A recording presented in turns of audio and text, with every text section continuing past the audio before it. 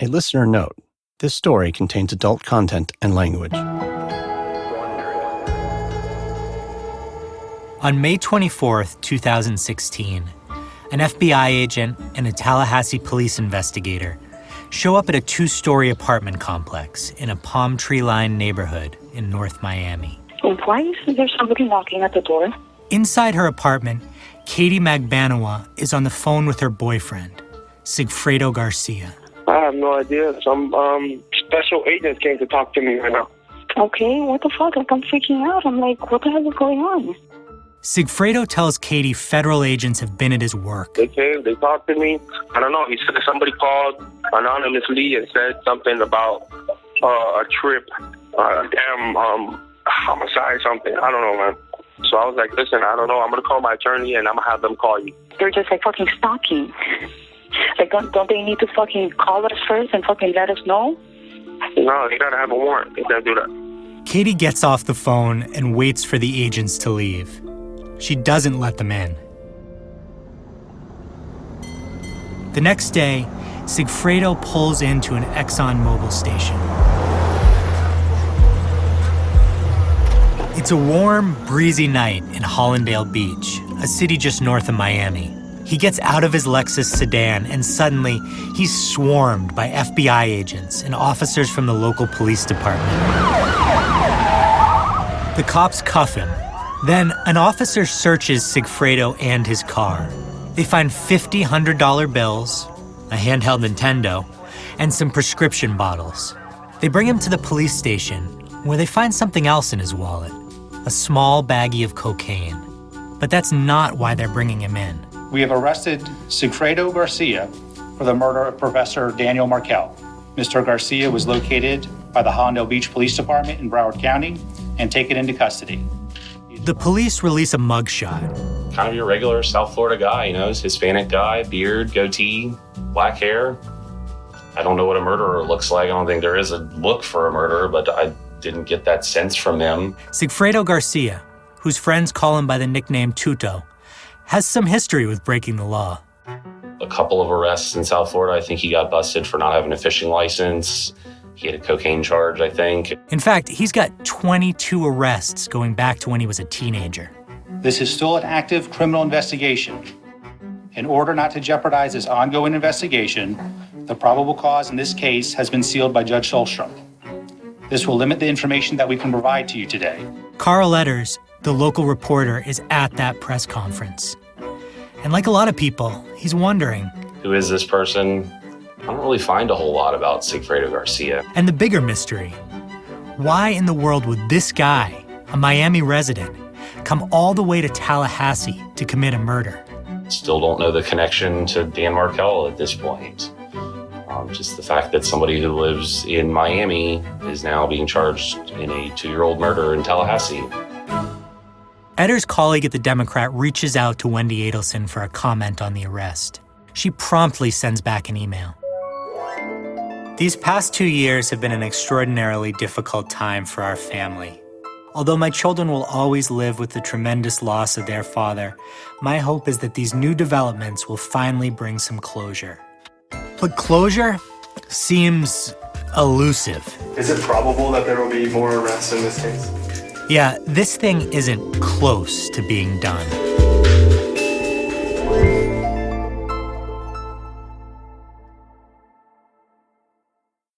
You know those fast pass tickets at amusement parks that let you skip the line? Game changers. You'll never want to use a regular ticket ever again. That's the funny thing about Better. Once you try it, you can't go back. Which is pretty much exactly like Hulu. With tons of shows and movies, exclusive originals like The Handmaid's Tale, plus live TV for sports, it'll ruin TV for you forever. Start your free trial today at hulu.com.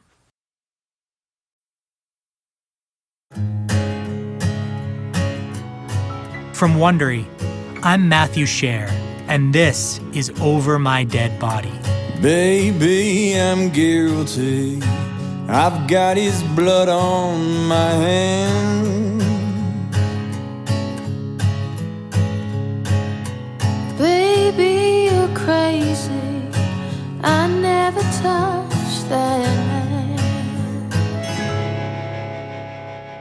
The first season is called Tally, and this is episode 4, Tato and Tuto. Wendi Adelson hasn't given any interviews since Dan's death.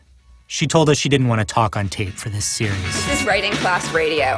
I'm Andrea Askowitz. But back in 2015, about a year and a half after the murder, she took a creative writing class that was featured on a podcast. If you're just tuning in now for the first time, bienvenidos. That's welcome in Miami.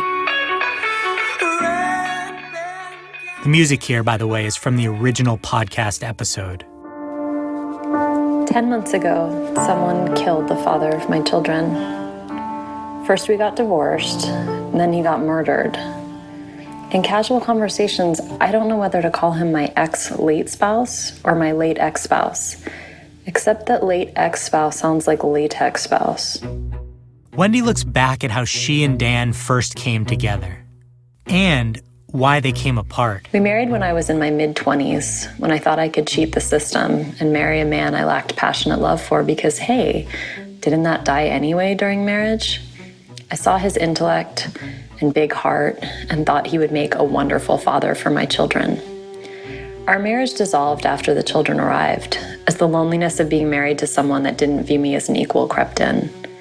I do believe he loved me the best way he knew how. I mean, he didn't like fiction, so why read my novel? It was logic, not a lack of love. Wendi shows a dark sense of humor, but she's also introspective. She writes about how what she presents to the world doesn't always match what's going on inside. Danny used to tell me that everyone thought I was such a nice person and such a good person, but he was the only one that knew the truth about what a bad person I was. He was convinced I had deluded everyone but him. After she finishes reading, the class gives notes. Focus on the writing, not the murder, the teacher says. We're not the podcast serial. And when Wendi sits down with her teacher afterwards to talk about the experience, she admits it was tough. I was shaking from head to toe, and I thought, okay, let's just do this. Let's just dive in. I didn't have a plan to do it, but it just felt unavoidable. The words kind of just flew out of me, but then when I was done, I sat there and I couldn't look anyone in the eye, and I was sweaty, and I just thought, okay, now I've done it. Now it's out there. Now what? Yeah, this was the only big one that we found out that we didn't know. We had a criminal in our midst, basically. Maria Desiderato lives just a few doors down from where Sigfredo Garcia and Katie Magbanowa shared an apartment. It's a quiet neighborhood. Only after we saw it on the news, we found out who he was, where he lived, and we couldn't believe it. Maria remembers Katie, too. A young girl, polite. Catherine Magbanowa, Katie to friends and family, is 31 years old. She has long, dark hair, dyed lighter at the tips, and a bright smile. She moved to Miami when she was 7 years old. She's my daughter's godmother. Very close. She had a key to my house, I had a key to hers. We were together basically 24/7.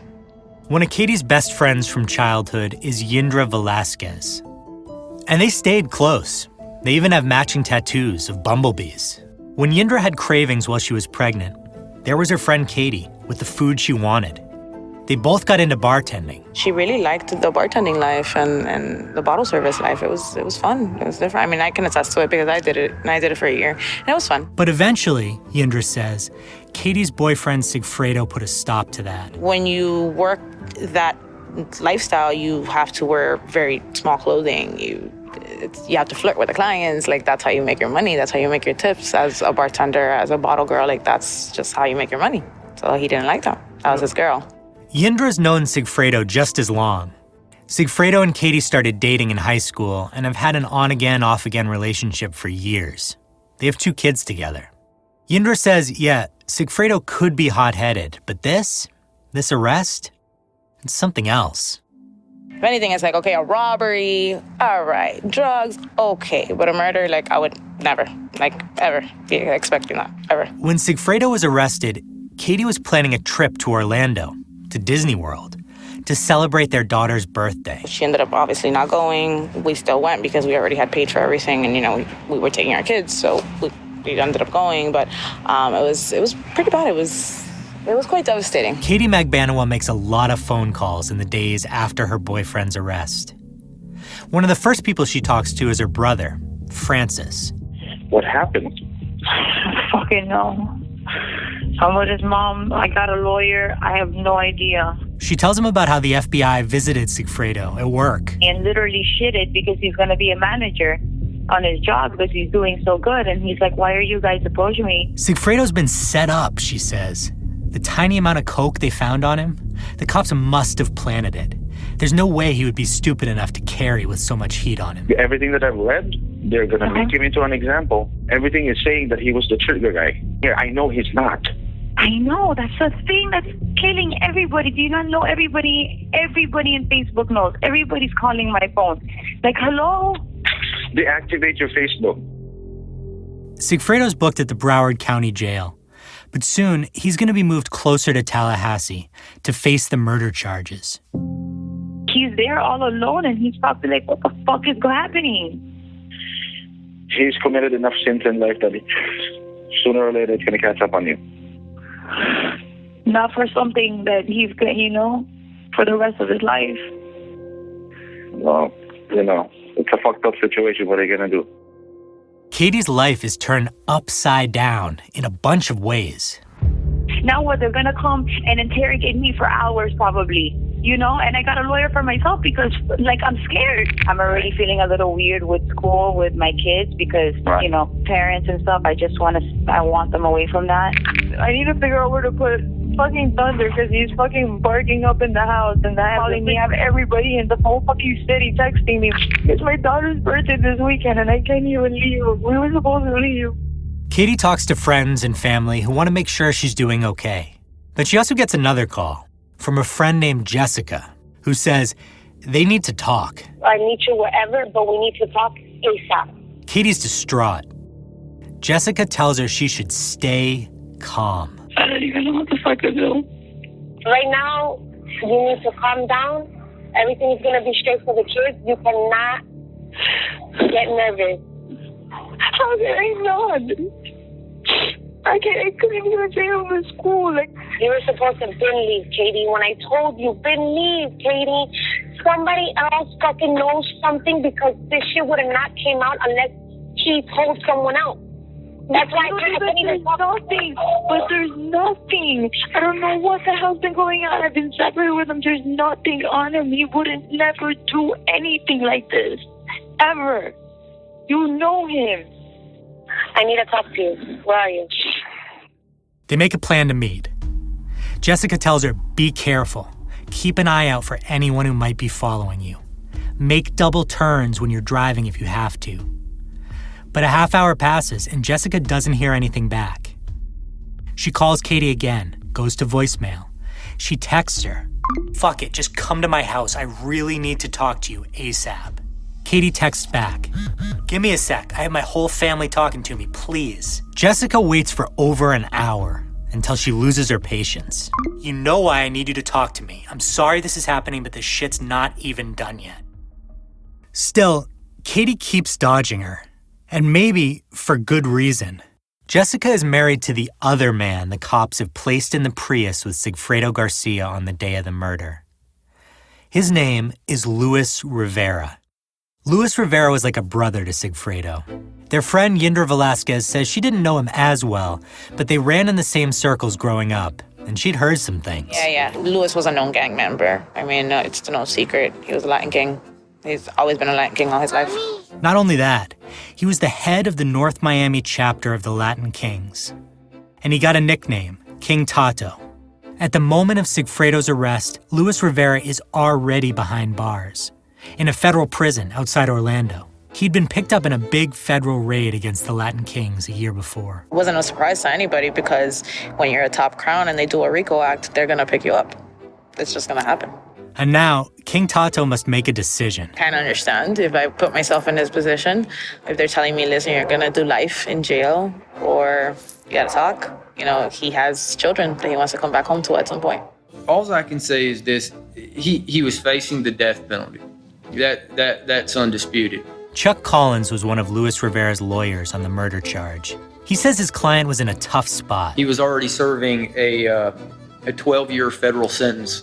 If he didn't want to plead guilty to the crime or accept a plea deal, the only other alternative was to go to a jury trial and put his fate in the hands of 12 jurors. A jury trial and the possibility of the death penalty or 7 extra years in prison.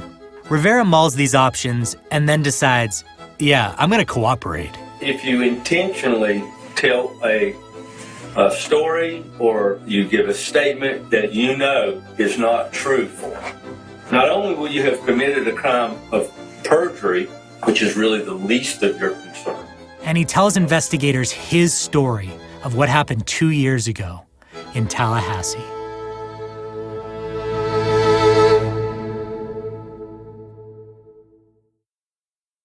The next episode will drop in a week, but if you're a Wondery Plus member, you can listen to it right now. Sign up now at Wondery.com/plus.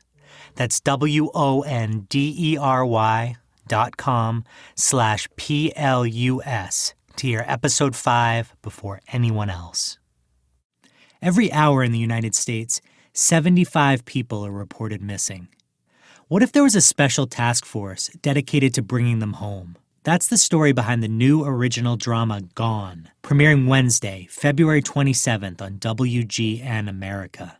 Gone stars Chris Noth from Law & Order and Sex and the City, Danny Pino from Mayans and Law & Order SVU, plus newcomer Levin Rambin. She portrays the newest member of this elite team, who's a survivor herself of a childhood abduction.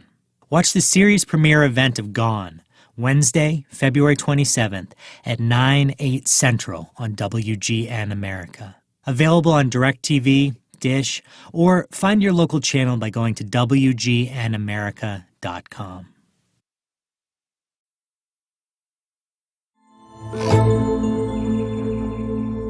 Luis Rivera is slouched in a swivel chair in a bare interview room in the Jefferson County Sheriff's Office. He's short, much shorter than his friend Sigfredo Garcia, 5 feet 4 inches in socks. Today, he's in his neon orange prison jumpsuit. Across the table from him are a pair of cops. Okay.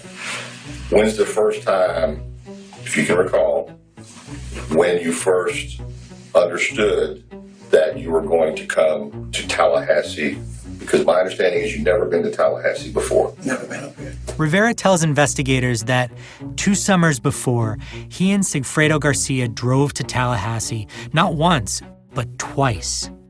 The first time is in June of 2014, a month before Dan Markel's murder. Garcia picks him up in a black Hyundai rental car. I was in my homegirl's house. He picked me up and I left. He like, yo, what's up? So he called you and said, he could hit you. He already told me the story. He rented a car and came and picked me up that same day. Okay. He's like, yo, I'm on my way. Rivera says he's used to jobs like this. I'm a jack boy.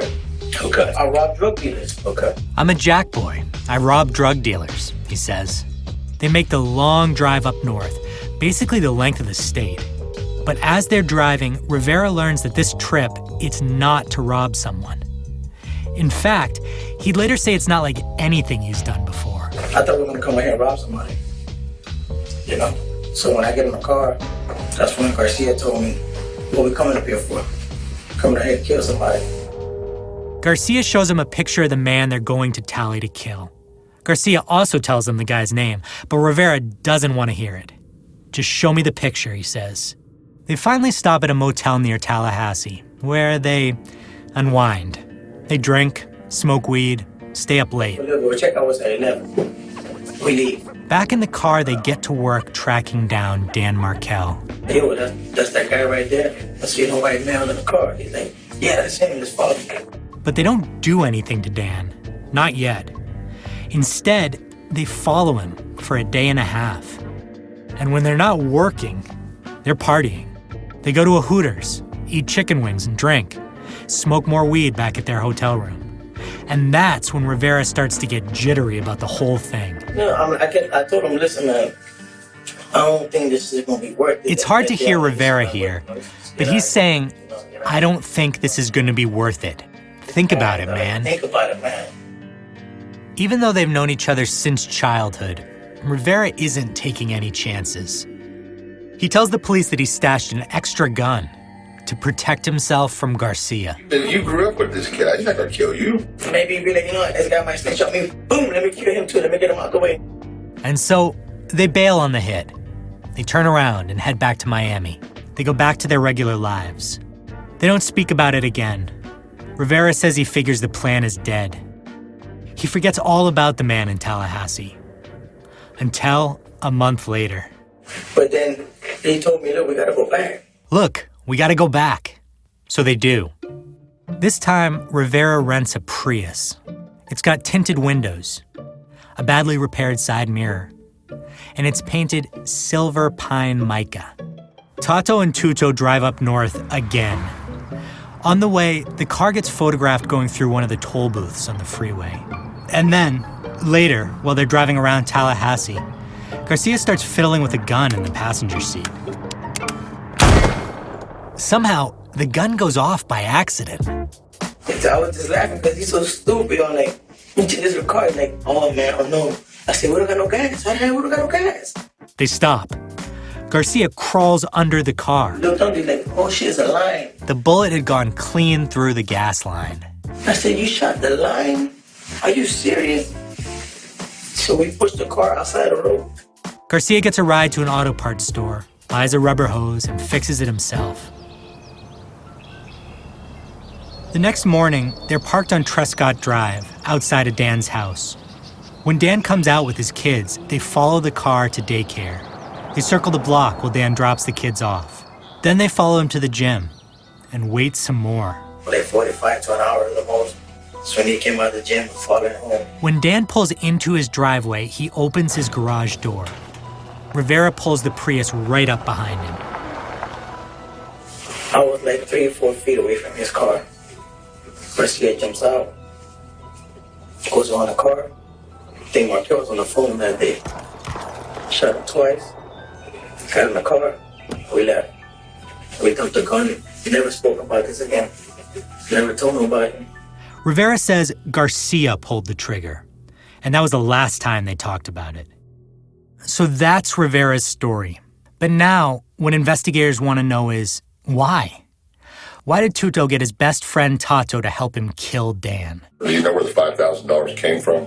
Katie gave it him. He said that? Yeah, I'm like, who gave you the money? Why gave you the money? He's saying Katie is the person between the woman that wants this done. Katie's the one in the middle doing everything. Put it like that. Okay. And that's what he tells you? Mm-hmm. Okay. Katie Magbanawa, Sigfredo's girlfriend. That's who insisted they go back to finish the job after they bailed the first time. Even though, Rivera says, Katie and Sigfredo were on a break. She had him crazy. You know, she'll go cheat on him, and I guess she told him, if you want me back, you gotta go do this shit. If you want me back, you gotta go do this shit. So I just think, where the fuck, this nigga's tripping. And it's all because of Katie, man. Rivera tells the cops Sigfredo and Katie are calling and texting each other the whole trip. At one point, Rivera sees an owl in the motel parking lot. He thinks it's a cool moment, so he snaps a picture of it and puts it on Instagram. Katie sees the post and calls Tuto right away. Katie calls Tuto. Tell him to take that shit down. If he's stupid or what. So, you know, I'm like, well, I took it down. I don't know if I took it down right away, but I took it down. So she like, why would he do that? He can't tell nobody where he's at. And in my mind, I'll be talking on the phone all fucking day. Fuck you worry about me putting the picture on Instagram. And then, as they're driving out of Tallahassee, and he called her, and he said, it's done. Make sure you have my money. I'm on my way. When we get back to the house, he calls, yeah, with my money. She goes, don't worry about it. You have it tomorrow morning. If you didn't hear that, he says that Sigfredo asked, where's my money? And Katie said, don't worry about it. I'll have it tomorrow morning. Sigfredo Garcia, Luis Rivera, and Katie Magbanawa seem to live in a world very far from Dan Markel's. They don't seem to have any connection to him at all. Except one. Hey, the FBI is here asking for records for Katie. For what? That she works here? I wouldn't give anything. The week of Sigfredo's arrest, the FBI shows up at a dental practice, asking for records of Katie's employment there. The office manager goes to the back room and makes a call to one of the dentists, Charlie Adelson. They asked, did she work there? I was like, yeah, she works there, but I don't know what you want. Because remember, we sent there. Erica. Yeah. I'm not there right now, and I'm in surgery.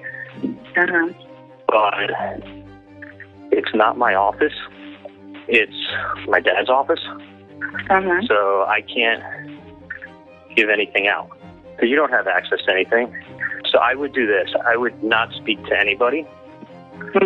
Are they there now, or do they just stand They're there, but you know I'm in the back. I'm in the back. They're just waiting for me to come back. Do me a favor. I'm going to call you from a landline on your cell phone, okay? Okay. All right, bye.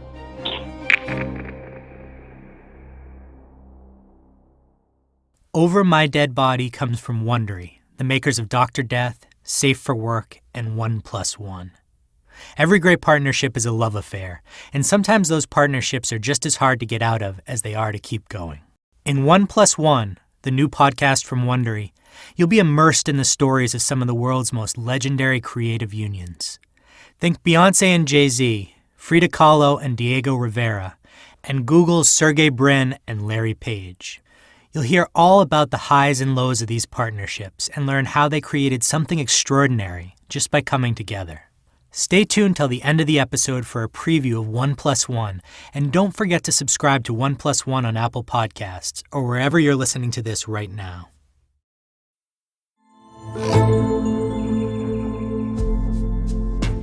After Sigfredo Garcia's arrest, Katie Magbanua gets to work finding the money they need for a good lawyer. How much is the attorney asking for? All in all, legal fees could end up costing them anywhere from $50,000 to $100,000. I was like, what? Like, that's crazy, bro. But I gotta do what I gotta do. And she puts a plan in motion. What I was thinking today, like instead of like packing everything, I think I'm just gonna like sell everything because I need the bread for the lawyer. Move out of her apartment. Get whatever money she can out of it. I talked to Diana, and she said she has somebody who wants your furniture to send her pics. I have pictures of it. I'll send it to you right now. She calls Sigfredo's lawyer, Jim Lewis. Hi, Jim. Hey, how you doing? Holding on. Okay, good. Something new come up? Something more? No, I was thinking if something new came up. I know that the lawyer that I talked to is talking to Charlie, and that they're having conversations, and that I've been assured that Charlie's not going to be talking to any police or anything like that. So. Okay. And what about me? Or did they say anything about me, or like? Oh no! Only that again was about 9 o'clock at night last night. Again, that Detective Isom from Tallahassee calls me and says, "Well, are you talking to her? What's she gonna do? She going to cooperate?" The Tallahassee police are telling Lewis that Katie should cooperate if she doesn't want to go to jail herself. What did they say? That you better cooperate. They want you to cooperate now.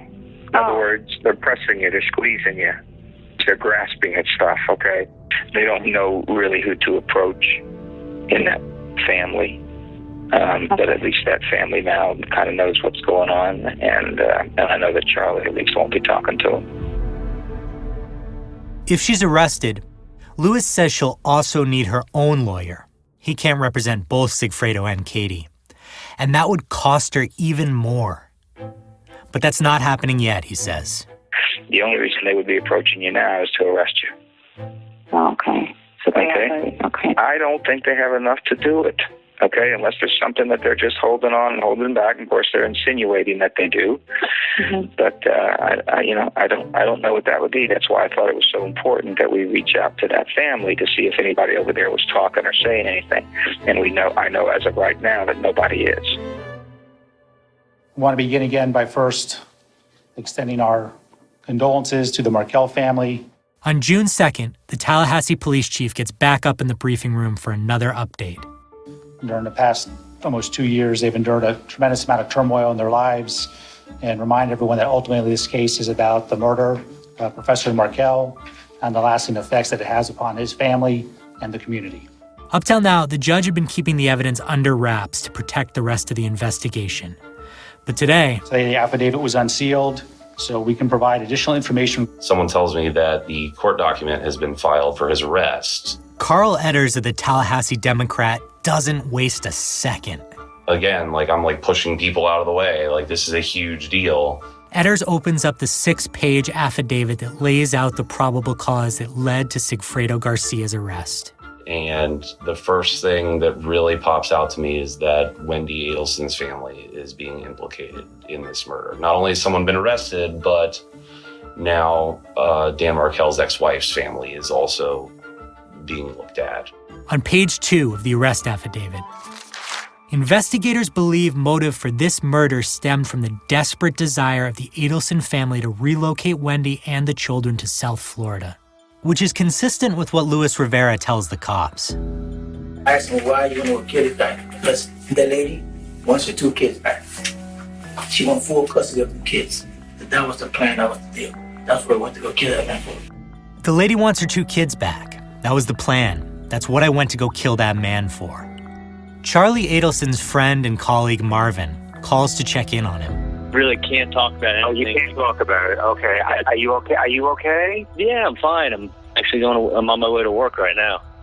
Believe it or not, I got some asshole patient wanting to sue me because he was in pain from his implant. Not that it failed, but he's threatening to sue me yesterday. That's the least of your problems. Listen, I care about you. Around the same time, Sigfredo's lawyer breaks the news to Katie. I got to tell you, Katie, they've unsealed the probable cause affidavit.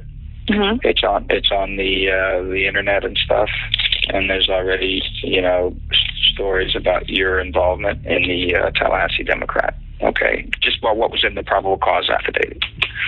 In the probable, okay, so my name is out there already? Yes, yeah, your name is out there now. Okay. That's already public record. Charlie warns his friend to watch what he says. Marvin, this phone, let me put it to you this way. Yeah. Anything that you would not want the FBI to be listening to, don't say it on this phone. Okay, all right, I'm asking you a professional question. Yeah, anything you're supposed to work June the 15th. Yeah, I'm coming in early. I'm coming at 9 that day. You're going to be able to work. Marvin, I worked 12 hours of surgery yesterday. You read stuff, and they can write whatever they want to write. It's a free country, and it's fantastic. They can do that. Okay. Meanwhile, it's now been a week since Sigfredo's arrest, and Katie's been dealing with the fallout. Selling her furniture, moving out of her place, canceling her trip to Disney World with her daughter.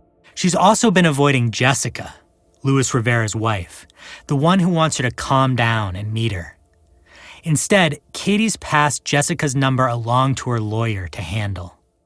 You give my number to your lawyer? Are you fucking kidding me? On what grounds, Katie, huh? Get fucking real. You know damn well I don't have shit to do with what's going on. I was calling you concerned and to talk, but don't get it twisted. Why don't you go and tell your lawyer the reason your husband is in jail is because of you and Charlie? And this also fits what Rivera tells the cops. Who's the dentist? Tell us about that. I don't know his name.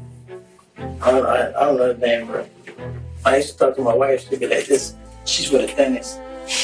But I already knew she was fucking a dentist. Yeah, you heard that right. As page 6 of the probable cause affidavit states, investigators developed information that around the time of the murder, Charlie, Wendy's brother, was involved in a personal relationship with Catherine Magbanua. Or, as Luis Rivera says, she was fucking the dentist. The police and the FBI have been listening in on both Charlie's and Katie's phone conversations for months, methodically putting together their case. Hello. Hey, where you at? How much teeth have you been pulling? Been helping people all day. I had Wednesday off. Wednesday I got a chance to go down and see my mom, see my nephews. That was kind of nice. Yeah. I did that. And, it's nice to have days off. Oh, yeah. I usually eating bonbons by the fireplace all day. No, you have that good life. Oh, yeah. I got the pool. Faux show. You want. info show. Once the arrest affidavit is public, Carl Edders assumes the rest of the story will unfold quickly. I thought that within a week that the Adelson family would be charged. As the summer drags on, he waits, and he waits, but no new charges come.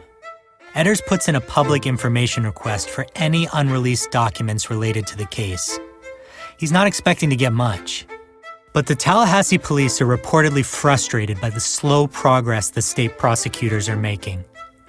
So that fall, they release a boatload of documents on the case. Those documents showed everyone that they had talked to, boyfriends and girlfriends of Dan Markell and Wendi Adelson. And in those documents is a probable cause affidavit that illustrates, in painstaking detail, what police think is a conspiracy between Katie Magbanua, Sigfredo Garcia, Luis Rivera, and Charlie Adelson. Okay, my brother Tato has not been taken care of. His family's not been taken care of. I talked to a dentist. Why are you calling me? Who are you? Something regarding our son, something regarding his ex-girlfriend, and the person asking my mom for some money. What? Yeah. That's on the next episode of Over My Dead Body. From Wondery, this is part 4 of Over My Dead Body, a story about justice and the lengths we'll go to get even. The next episode of Over My Dead Body will be out in a week. But if you'd like to listen to it now, as well as your favorite Wondery originals, ad-free, subscribe to Wondery Plus. Go to Wondery.com/plus. That's Wondery.com/PLUS. You'll find a link on the episode notes. If you'd like to help us spread the word, please give us a 5-star review and tell your friends to subscribe. We're available on Apple Podcasts, Spotify, Stitcher, and every major listening app, as well as on Wondery.com. If you're listening on a smartphone, tap or swipe over the cover art of this podcast. You'll find the episode notes, including some details you may have missed. You'll also find some offers from our sponsors. When you support our sponsors, you help us bring you our shows for free. And thank you. We'd also like to learn more about you. Please complete a short survey at Wondery.com/survey. That's Wondery.com/survey. You'll have an opportunity to tell us what you like about this series. Over My Dead Body was written and reported by me, Matthew Shaer, and Eric Benson. Additional reporting by Sam Turkin. Sound design by Jeff Schmidt. Associate producer is Chris Siegel. Executive produced by George Lavender, Marshall Louis, and Hernan Lopez for Wondery.